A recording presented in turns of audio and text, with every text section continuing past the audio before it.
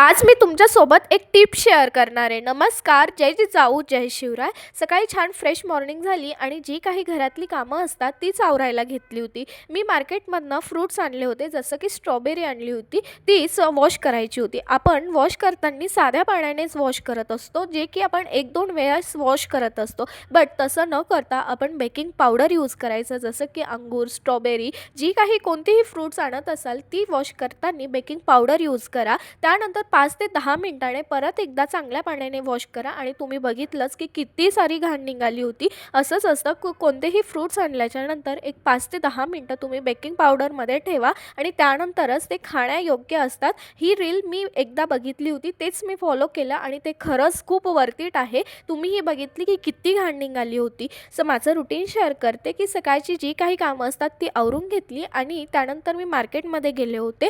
संध्याकाळी जास्त काही भूक नसल्यामुळे मी साबुदाणा भिजत घातला होता, तर साबुदाणा वडे बनवले होते आणि खूप मस्त झाले होते आणि क्रंचीही खूप झाले होते, त्याबरोबरच नरमही खूप झाले होते.